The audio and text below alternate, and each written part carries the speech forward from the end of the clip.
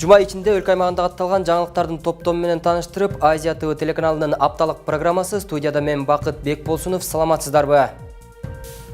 Алгач программанын кыскача жүрүшү менен таанышып алыңыздар. Кыргызстандын президенти Сооронбай Жээнбеков биринчи мамлекеттик сапар менен Кытайга учуп барды.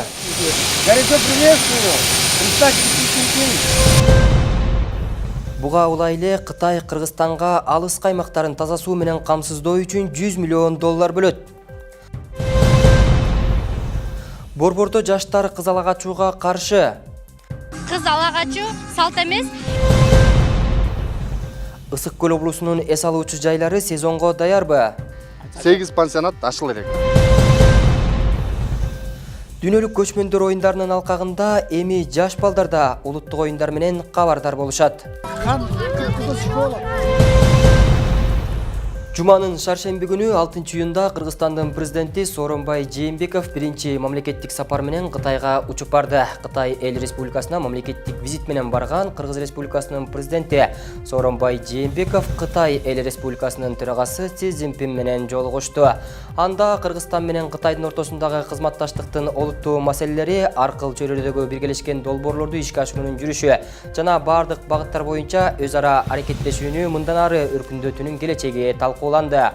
Президент Сооронбай Жээнбеков жашыл экономикага өтүү тенденциялары жөнүндө айтып, Кытай менен Кыргызстан электромобилдерди чыгаруу боюнча биргелешкен заводду ачуу мүмкүнчүлүгүн карап көрүүнү сунуш кылды. Биздин өлкөбүз Кытай электромобилдерин чыгаруу жана Борбор Азия жана ЭЭП өлкөлөрүнө экспорттоо үчүн плацдарм болуп бермек.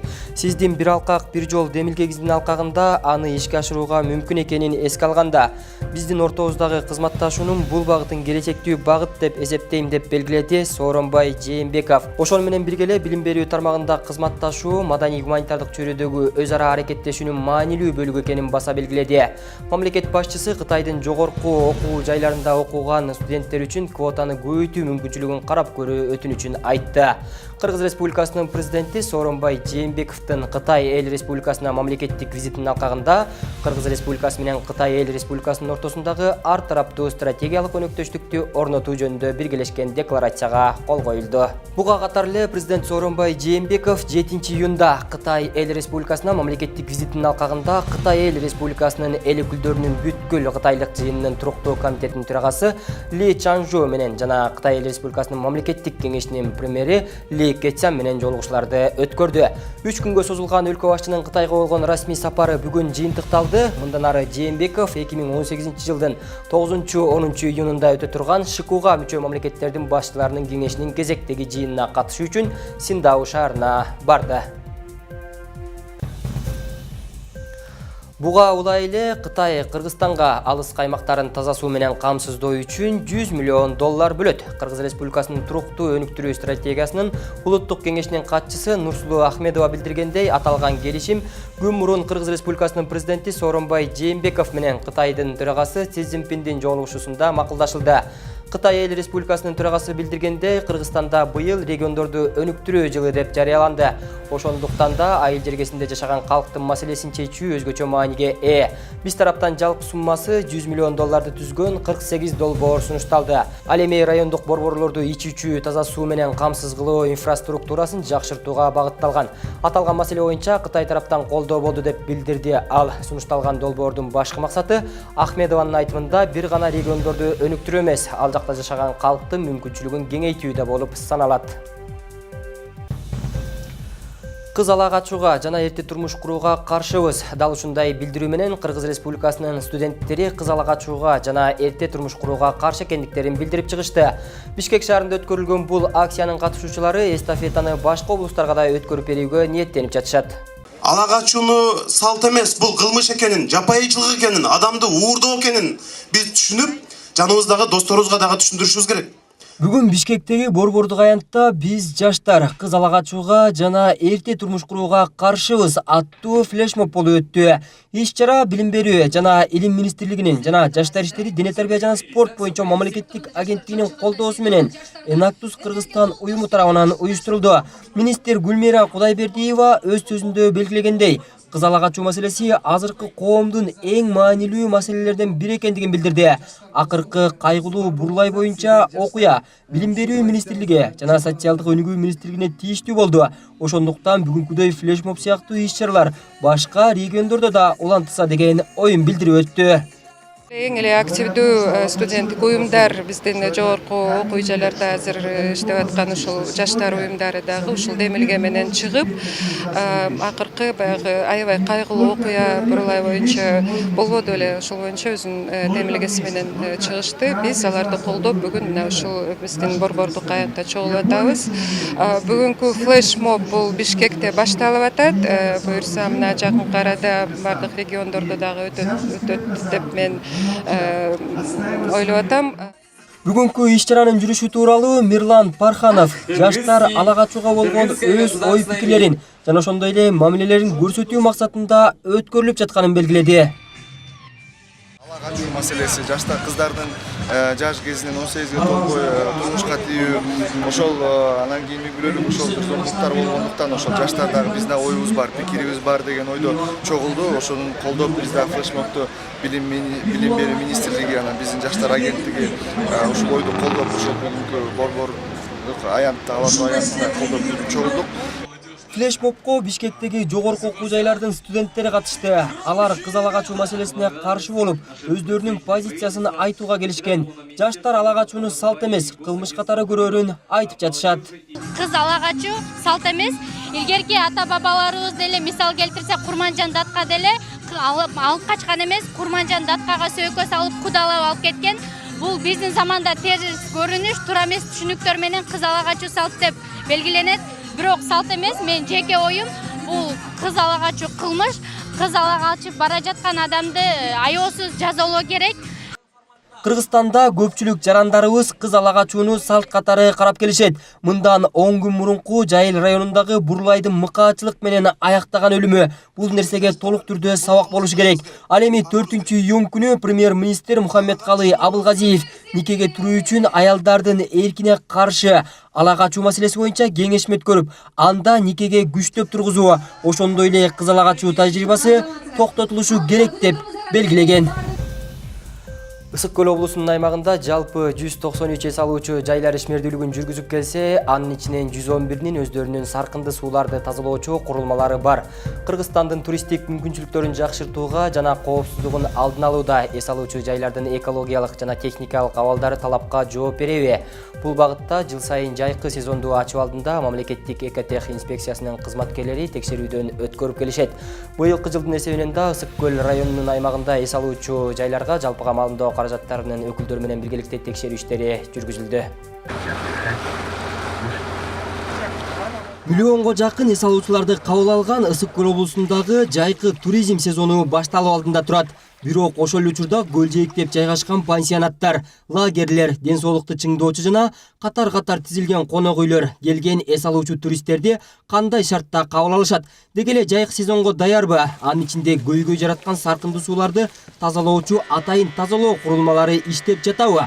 Ошону менен катар эле экологиялык жана техникалык абалдары талапка жооп береби? Жана башка бардык коопсуздук боюнча ишти Кыргыз Республикасынын өкмөтүнө караштуу экологиялык жана техникалык коопсуздук боюнча мамлекеттик инспекциясы көзөмөлгө алып иш жүргүзүп келет эмеспи?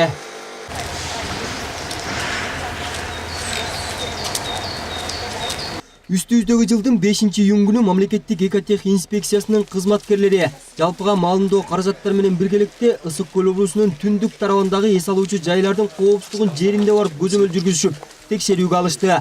Алгачкы эле көйгөй болгон саркынды сууларды тазалоочу атайын тазалоочу курулманын иштөө процесстерине токтолушту. Анткени Ысык Көл облусунун Ысык Көл району боюнча 2017 жылдык эсеп менен 169 эс алуучу жай болсо, анын 18-и шаардык саркынды суу тазалоочу жайына канализацияга кошулган. Калгандары азыркы күндө 70-ке жакын атайын саркынды сууларды тазалоо курулмаларын пайдаланып келишет. Анткени дал ушул шартка деги эле коопсуздукка жооп бербеген эс алуу жайына иштөөгө толук түрдө мүмкүнчүлүк берилбейт дейт мамлекеттик экотех инспекциясынын коопсуздук башкармалыгынын жетекчиси Талантбек Борочоров. 8 пансионаттыкы бүгүнкү күндө консервацияда турат да. Анткени ошо именно саркынды суу тазалачу жайы жок. талапка жооп бербегендиги үчүн, өрт коопсуздугу талапка жооп бербеген, архитектуралык облик жок үчүн дагы ошо баягы 2016-жылдан бери биринчи биз жапканбыз, ошо ойдон турат да. 8 пансионат ачыла элек да. Ал эми өрт коопсуздугу боюнча 2017-жылга катталган кырсыктарды эске алуу менен быйыл түшүндүрүү текшерүү иштери февраль айында эле башталганы менен сезондун ачылышына 10 күнгө жетпеген убакыт калса да, эс алуучуларды кабыл алууга Ысык көл району боюнча 50% гана эс алуу жайлары даяр экенин маалымдайт. Анткени көпчүлүгүнө текшерүү иштери менен бирге окутуу иштери да жүргүзүлүп жатканын айтат Ысык көл районунун өрт коопсуздугу боюнча кызматкери Марат Мусакожоев. Азыркы маалда ушул өрткө каршы кызматтын жааматтын тарабынан ар бир пансионаттарга инструктор өткөрүп, өрт кызматкерлеринин инспекторлору иш чараларды өткөрүп атат. Сиздин мындай бааңыз, жеке бааңыз кандай? Жеке баабыз мынакей Бишкекте дагы мына практикалык иштерди өткөрүп атпайбы? Ошондой эле иш чаралар мынакей пансионаттарда, биздин аймакта рыноктарда өткөрүлдү.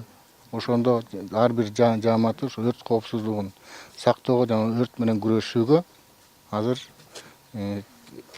иш чаралар, окуулар өткөрүлүп атат. Ага катар эле кызматкерлер менен биргеликте Көгүлтүр Ысык көл санаторийиндеги коомчулукка чыккан саркынды суулар көлдүн суусуна эле кайра кошулуп жатат деген маалыматтын чоо жайын билүү үчүн барганыбызда, дал ошол эс алуу жайдын жетекчиси мындай сөздөр чындыкка дал келбейт жана бул маселе боюнча мамлекеттик экотех инспекциясынын кызматкерлери да текшерүү жүргүзгөнүн айтып, саркынды сууларды тазалоо үчүн жыл сайын 3 миллионго чейин акча каражаттарын атайын бөлүп турабыз дейт. Кантип эле ушул жерде туруп биздин Ысык көлүбүздү булгап, жаман сууну куялы. Биз жаман суу, саркынды сууларга жылына 3 миллиондон 4 миллионго чейин акча төлөйбүз саркынды сууну ошо борбордук канализацияга куйганга. Ар бир ошо келип ошондо текшеришкен өзүлөрү деле. Биз өзүбүз деле таң калганбыз. Эмне себептен муну айтып атышат депчи. Себеби саркынды суунун баары өзү мынакей ал өйдө жакта бар түтүкчөлөр, ошолор аркылуу кетет. Бирок тилекке каршы быйыл ошол эле нерсени кайра поделиться кылып Facebook'ка чыгарган экен. Чындыгында Кыргыздын бермети болгон Ысык көл жээгиндеги эс алуу жайлардын көптүгү менен бирге эң бир көйгөйү саркынды суулардын борбордук канализацияга кошулбай жатканында. Ошондуктан көпчүлүгү Ку-200 тибиндеги илгерки союз куруп кеткен жабдыктар менен иш жүргүзүп келишсе, чамдагандар жаңы заманбап жабык түрүндөгү тазалоо курумларга өтүп башташкан. Дал ушундай жабдык азыркы күндө эс алуу жайлардын биринде иштетилип келет. Өзгөчөлүгү үстү жабык, жыт жыкпайт, чакан жана калдыктын баары суу бойдон айдоо иштерине жүргүзүлүп келет.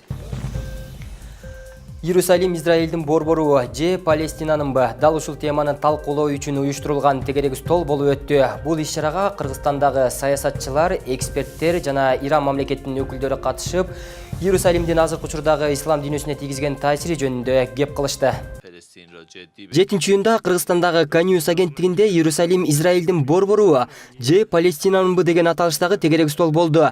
Жыйындын катышуучулары Палестина элинин диний жана этникалык жактан дискриминация болуп жатканын талкуулашты. Палестины и конфликта, который сейчас уже существует более 60 лет. Тегерек столдо эл аралык темадагы алдыңкы эксперттер, саясатчылар, дипломатиялык өкүлчүлүктүн кызматкерлери, теологдор, ислам изилдөө илимий институтунун кызматкерлери катышты. Тегерек стол Израиль тарабынан диний жана этникалык кысымга кабылган Палестина элинин көйгөйлөрүнө арналды. Иш-чарада АКШ президенти Дональд Трамптын Иерусалимди Израилдин борбору деп таануусуна каршы билдирүүсү талкууланды. Ошондой эле АКШ тарабынан Иерусалимдин Израилдин борбору катары таңылышы, буунун эл аралык укуктарын жана резолюциясын бузуп, бүтүндөй аймак менен дүйнө жүзүн дүрбөлөңгө түшүрүп жаткандыгы белгиленди. Буунун Коопсуздук кеңешинин 2017 жылдын 8 декабрындагы резолюциясында Кошмо Штаттардын аракетин эл аралык укуктардын орой түрдө бузулуусу экендигин белгиледи. Буунун мүчөсү болуп саналган бардык мамлекеттер Израилдик оккупацияны тааныбайт жана бул шаардын статусун жакынкы чыгыштагы опурталуу жагдай деп эсептешет. Жакынкы чыгыштагы абал бүткүл дүйнө жүзүндөгү кырдаалга таасир берүү менен ислам дүйнөсүндөгү бейпилдик жана коопсуздукту бузууда. Булар мусулмандардын укуктарын, адам укуктарын ачыктан ачык тебелеп жаткандыгы бул аябай өкүндүрөт. Ошондуктан жалпы дүйнө аламына, мусулман аламына кайрылмакчымын. Ушу Рамазан айында жок дегенде өзүбүздүн үнүбүздү ушул Палестина же болбосо жапа чегип аткан мусулмандардын кызыкчылыгын коргоп, көздөп, алардын укуктарын тебеленип жаткандыгы тууралуу өз ой пикирлерибизди ачыктан ачык билдиришибиз керек. Берге ар бир үч тараптан мисалы ошол Израиль элдеринин көз карашы менен, ошол Палестина элинин көз карашы менен же христиандык менен чогуу анан бу чечкиндүү чече турган инструменттер бар. Бүткүл улуттар уюмдарынын боюнча тынчтык жолу менен де эч бир жанагындай куралдуу күчтөр менен тарыхта болуп келген анан эч бир чече алган жок да. Бул көйгөй аймактагы чыңалууну пайда кылып, зордук зомбулукту күчөтүүдө жана Израиль катышкан адам өлүмү менен коштолгон кагылышууларды пайда кылууда. Тарихи Иерусалим Ал-Кудус бул үч диндердин борбору. Андыктан ар бир мусулман үчүн үч ыйыктын бири Мекке жана Мединадан кийин дайыма Ал-Акса мечити менен Иерусалим Ал-Кудус болуп саналат. Адам баласы үчүн түшүрүлгөн жана жаратуучу менен байланыштын, анын түбөлүктүү жыргалчылыгын көздөгөн Куран максат кылган нерсенин улуулугуна, кеңдигине жана зарылдыгына жараша көп кырдуулукка ээ болгон улуу китеп. Мына ушул ыйык Куран китебинин Орто Азия менен Иран маданиятынын жакындашындагы ролу деген аталышта эл аралык илимий конференция болуп өттү. Бул иш-чара Кыргызстан эл аралык университети жана Иран Ислам Республикасынын элчилиги тарабынан уюштурулуп, аталган окуу жайда өткөрүлдү. Тегерек столго Кыргызстандын ар кайсы тармагында эмгектенген атуулдар жана Иран элчилигинен өкүлдөр келип өз докладдарын окушту. Илимий конференцияны Иран Ислам Республикасынын Кыргызстандагы ыйгарым укуктуу элчиси Али Мочтаба Рузбехани ачып берди.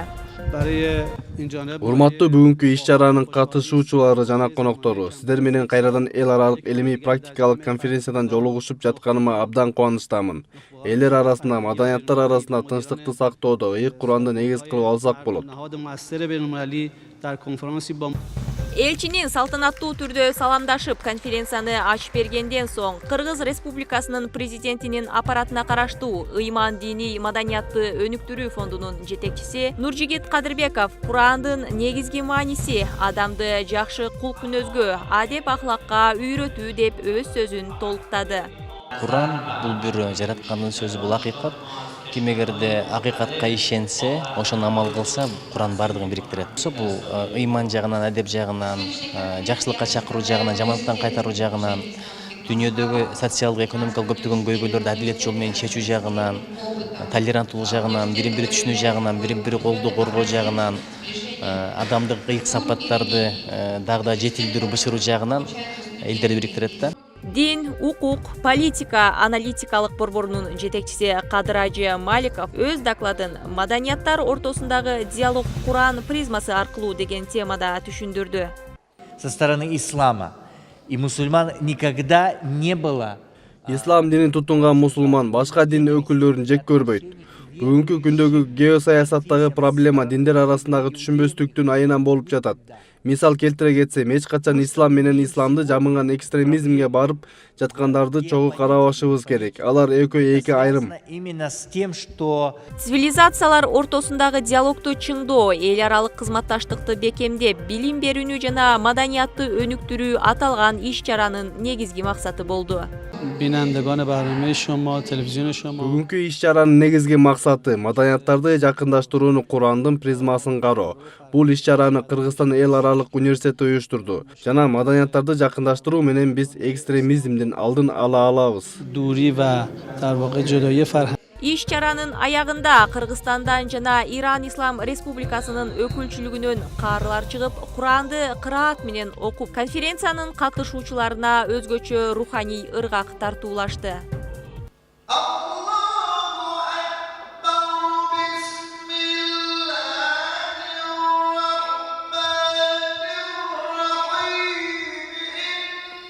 Белгилей кетсек, мындай тереңдетилген эл аралык илимий практикалык конференция Кыргызстанда экинчи рет өткөрүлүп жатат.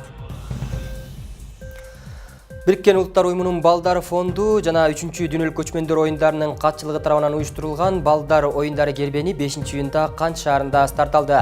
Республикабыздын 7 облусун жана 14 шаарын кыдырып, Кыргыздын улуттук оюндарын жайылтуу максатында өткөрүлгөн бул иш-чара 25 оюндун түрүн камтыйт. Ачык деп жарыялоого уруксат этиңиздер. ЮНИСЕФ Балдар фонду жана дүйнөлүк көчмөндөр оюндарынын катчылыгы тарабынан уюштурулган Гербен балдар оюндары долбоору 5-июнда Кант шаарында старт алды. Ата-энелер менен балдар биргеликте катышып, өзгөчө өспүрүмдөр бул күндү кызыгуу менен, ар кандай оюндарга киришүү менен башташты. Кыргызстандын жалпы элинин 40% балдар түзөт. Ошондуктан дал ушундай улуттук көчмөн оюндарын тааныштырып, ойнотуп, үйрөтүү абдан сонун деп ойлоймун дейт ЮНИСЕФ Балдар фондунун өкүлчүлүгүнүн башчысы Юкия Макао. Балдардын ушундай улуттук оюндарды үйрөнүүсү жакшы нерсе деп ойлоймун жана ишенем. Ошондуктан жалпыңыздарды бул долбоорго чакырып кетмекчимин. Биргеликте балдарга кыргыздын нукура оюндарын үйрөтөлү. Ничего страшного там нет. И радости сколько, смотрите, гибкость, ловкость, рука.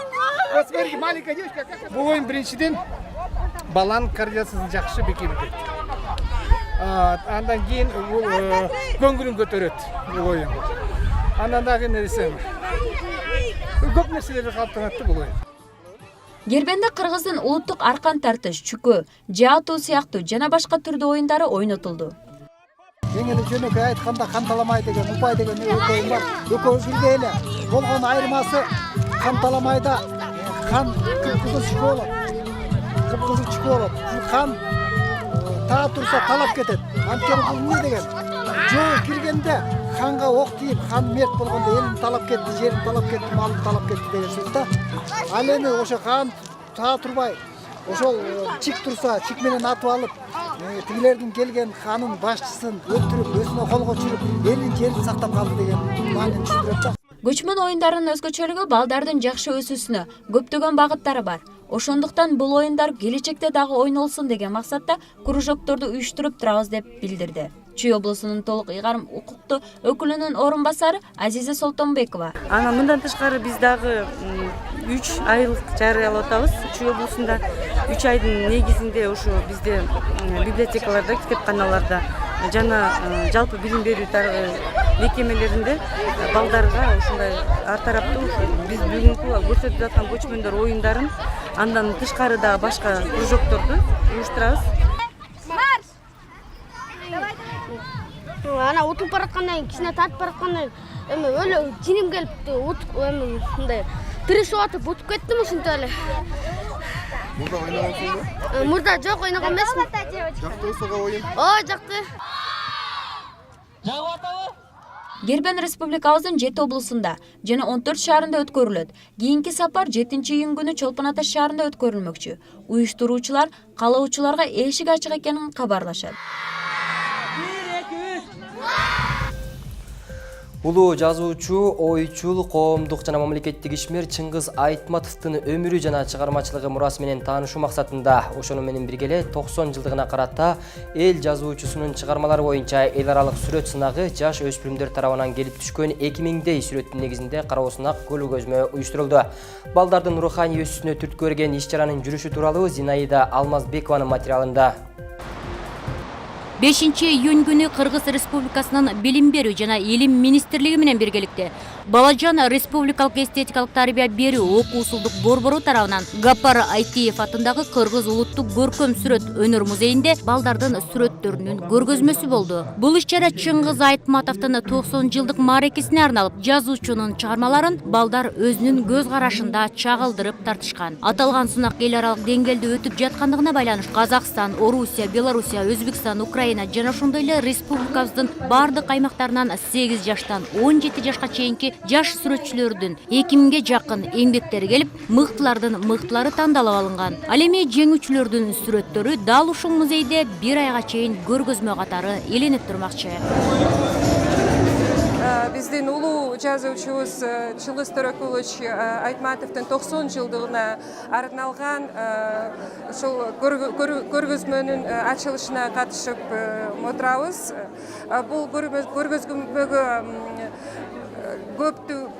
көптөгөн өлкөлөрдөн биздин балдарыбыз катышып, мына бүгүн 47 эң эле мыкты сүрөттөрдү бүгүн грамота ошондой эле ар кандай приздерди алып отурушат. Бул көргөзмө, бул иш-чара биз үчүн аябай маанилүү, анткени мына өзүңүздөр да көрүп атасыздар, аябай жакшынакай эң мындай мыкты сүрөттөр ушул көргөзмөгө жайгаштырылып көрсөтүлүп атат. Биз үчүн бул маанилүү, анткени мындай сүрөттөрдү балдар Чыңгыз Төрөкулович Айтматовдун китептерин окуп алса, мындай сүрөттөрдү алар тарта албайт эле. Ошондуктан бул биз үчүн аябай маанилүү.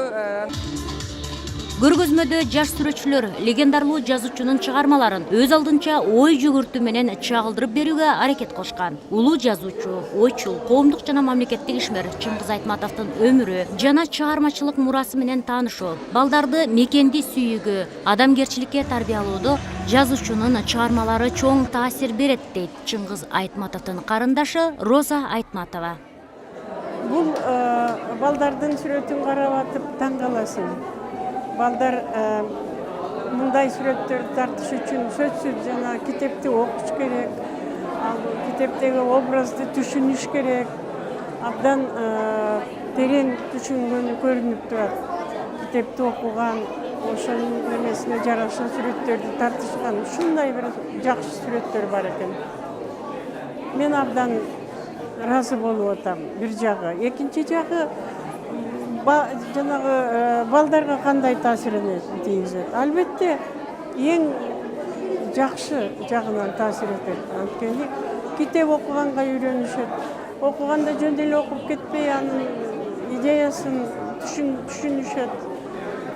Анан албетте жанагы ошол идеяга жараша сүрөт тартыш бул абдан чоң иш деп ойлойм. Иш-чаранын жүрүшү жаш курактарына жараша 3 топко бөлүнүп, уюштуруучулар жалпысынан 2000ге жакын сүрөт иштери келип түшкөн. Калыстардын курамына көрүнүктүү маданият ишмерлери, кесипкөй сүрөтчүлөр кирип, алар балдардын сүрөттөрүнүн тазалыгын, окуган чыгарманын кабыл алуусуна жана түшүнгөндөрүн сүрөт аркылуу чагылдырып берүү жөндөмүнө көбүрөөк көңүл бурушкан. 2000ге жакын бала катышты. Ошондо 6 өлкөдөн сүрөттөр келип берди. Мына Белоруссиядан, Россиядан, Казакстандан, Узбекистандан, Украинадан.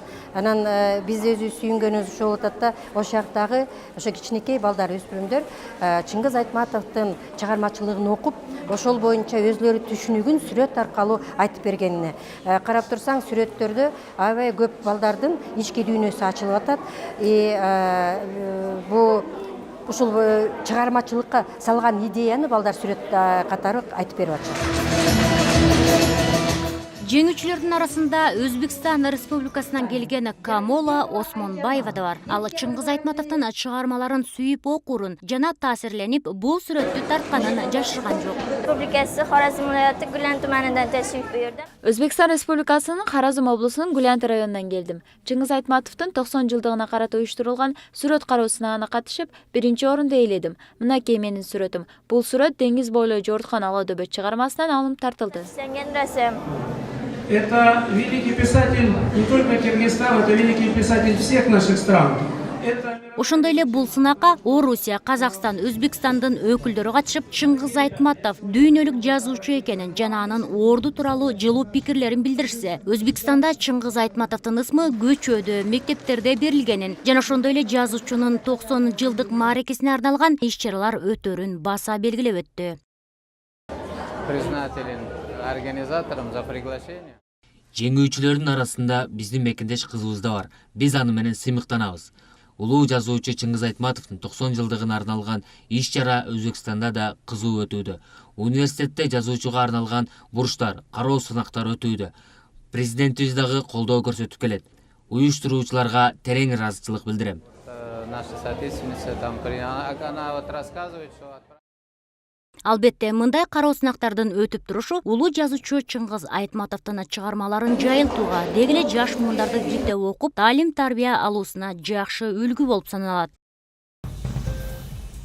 Madani жаңылыктарды улай эле Кыргыз улуттук киносунун өнүгүшүнө салым кошкон кыргыз эл артисти Геннадий Базаровдун 4 ай аралыгында тартылып бүткөн турмуштун чындыгын чагылдырган трагедиялуу Туздуу талаа аталышындагы киносу жабык эшик артында көрсөтүлдү. Режиссердун эмгеги менен жана жаңы чыккан фильмдин мазмуну тууралуу кабарчыбыз Нурзада Сүйүналиева маалымдайт.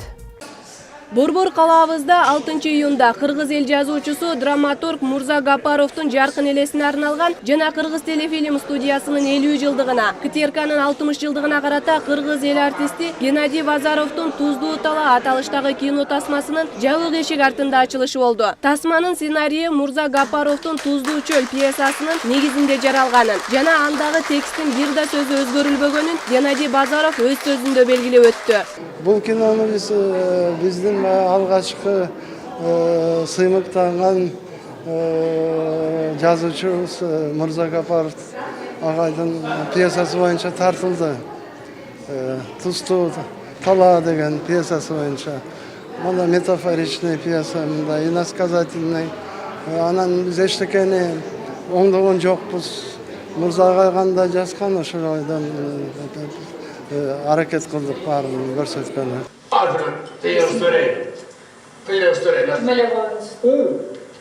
Yok koy. Sen daha var. Bu işi tamamına aksına vergen tamamına. Bey. Tırnalcılığa gelgensiz kaya var ki? Bereket, sen bu jaş jigit menen tigi bazarga barıp kelim деп атпадыңбы? Бар кел.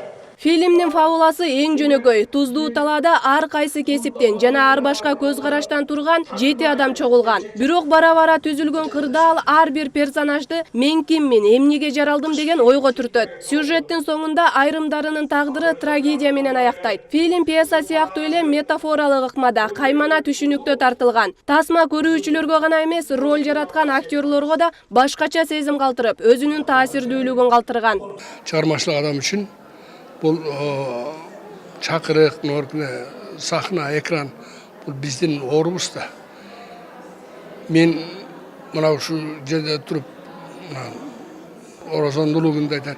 Мен ушу кино тартылгандан кийин жакшы боло баштадым. Күч кубат берип, дем берип, мен өзүм жеңилден бук болуп театрда, экранда каармандарым мени сагынып, мен аларды сагынып ушундай болуп аткан кез болчу да. Анан кадимкидей жеңилдеп ушундай сон болуп калдым да. Адамдан адамдыкты издөө, жаратылыш менен адамдын ортосундагы байланыштыруучу касиет, сыйкырдуу таң калаарлык, бирок жашоодогу күнүмдүк көрүнүштү чагылдырган бул тасмада сап башында турган актерлор роль жаратышкан. Кинодо жаш жана жеңил ойлуу кыздын ролун аткарган Гүлсина Чотонова Геннадий Базаровдун тасмаларына тартылуу өзүнчө сыймык жана чыгармачылыкка күч дем берет. Менин бул тасмага тартылганыма абдан кубанычтамын деп өзүнүн толкунданганын жашырган жок. Кыргыз киносунда кыргыз кереметинин жаратуучусу Геннадий Базаров аркылуу ушул кинонун кереметин сезип ошол нерсени татуу бактысына эгедер кылды Геннадий Садырович мени. Мен ошон үчүн ал кишиге өмүр бою ыраазымын. Себеп дегенде кинонун айдыңы ушунчалык кенен дагы анан ушунчалык керемет нерсе да. Ошол нерсени таттым. Бул роль мен үчүн капысынан келген жок. Себеби Мурза Гапаровдун Туздуу чөл аттуу пьесасын мен Ош кыргыз драма театрында актрисанын ролун мен ойногом. Анан бул жерден дагы телефильмде актриса Айганыш. Бұл роль аябай татаал. Психология жағынан аябай татаал образда. Өлім алдында, бирок адамдын жашагысы келет экен да. Канча жашаса дагы, кандай акыбалда жашаса дагы жашагысы келет экен. Бул актриса. Менин чыгармачылык тагдырымда 6-чы актрисаны ойноп атам. Кинонун ачылышынан кийин чыгармачылык топ менен чогулуш болуп, анда тасманын мазмуну жөнүндө талкуу болду. Келген коноктор киного болгон көз карашын билдиришип, айрымдары куттуктоо сөздөрүн сүйлөштү. Кээде биз чындыкты айта албай, ушинтип бардык жерге ийилип, бардык жерге сайылып, кошомоттонуп, орден үчүн, медаль үчүн, заслуга үчүн, бир кичинекей барак үчүн намысыбызды, абийибизди, ар намысыбызды барын саткан адамдарга чоң сабак болчу кино экен да. Кыргыз Республикасынын Билим берүү жана Илим министрлиги жана интеллектуалдык борборлордун бир менен биргеликте уюштурулган менталдык арифметика боюнча 2-чи эл аралык олимпиада Ысык Көл облусунда болуп өттү. Эл аралык деңгээлде өткөрүлгөн олимпиаданын жүрүшү менен кабарчыбыз тааныштырат.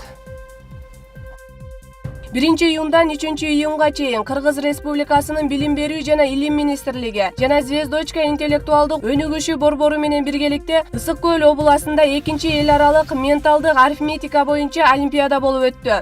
Иш-чаранын уюштуруучусу Жибек Шарапованын айтымында бул оюндарды өткөрүп жатышынын негизги максаты мамлекеттер аралык достукту чыңдоо жана кийинки өсүп келе жаткан муундардын интеллектуалдык деңгээлин көтөрүү болгон. Бул олимпиаданын максаты бүт өлкөлөрдүн балдарын бир платформада чогултуп, бардыгын бириктирип, анан кийин билимдин кандай бул жашоодо орду чоң экенин көрсөтүү биздин максат. Иш-чарага Казакстандан, Россиядан, Тажикстандан жана Кыргызстандын бардык региондорунан 300гө жакын 4 жаштан 16 жашка чейин улан кыздар жана балдар катышышты. Иш-чаранын катышуучуларына атайын кызыктыруучу сыйлыктар берилип, алдыңкы орундарга 18 алтын, 30 күмүш, 48 коло медаль, планшеттер жана спонсорлор тарабынан берилген белектер да тапшырылды.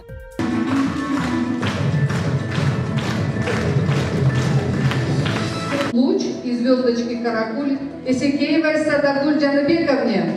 Оюнга катышып, алдыңкы орунга ээ болуп кубанып жаткан балдардын арасында кичинекей Жибек да бар. Ал бүгүн 2-чи орунду алып, абдан кубанып турган кези. Бүгүнкү саамалыкка катышуу үчүн атайын алыскы Нарын шаарынан бери келген. Менин атым Телманова Жибек. Мен Нарын шаарынан келгем. Ментальный арифметика бага аябай жакты. Мен 2-чи орунду алып келдим. Мен сүйүнүп атам абдан. Олимпиаданын аягында Астанадан келген команда бардык катышуучуларды кийинки жылы сентябрь айында Боровей эс алуу жайында өтүлүүчү Олимпиадага чакырып өтүштү. Ушул жана башка кабарлардын топтому менен 3W Чекит Азия ТВ Чекит Кейджи сайтынан жана Facebook баракчабыз аркылуу дагы таанышсаңыздар болот. М-Каптанын жагымдуу жаңылыктарынан көрүшкөнчө аман болуңуздар. Кечиңиздер көңүлдүү улансын.